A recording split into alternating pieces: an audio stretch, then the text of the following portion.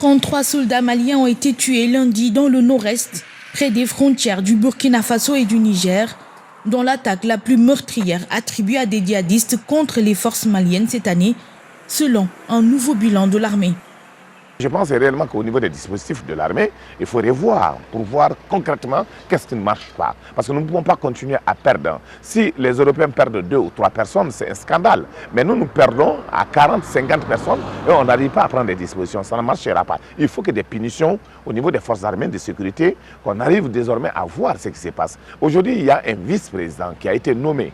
Et il s'occupe donc de la défense et de la sécurité nationale.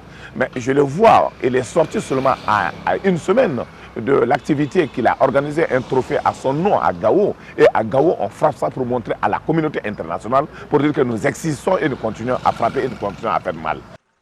Depuis 2012 et le déclenchement des rébellions indépendantistes puis djihadistes dans le nord, le Mali est plongé dans une tourmente multiforme qui a fait des milliers de morts, civils et combattants, et des centaines de milliers de déplacés, malgré le soutien de la communauté internationale et l'intervention des forces de l'ONU, africaines et françaises.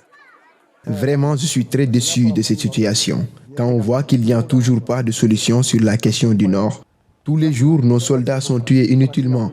Ils n'ont qu'à nous avouer la vérité, ou qu'ils disent la vérité à la France. Si elle est là pour nous aider, qu'elle le fasse une fois pour toutes, ou qu'elle s'en aille afin que nous retrouvions la paix.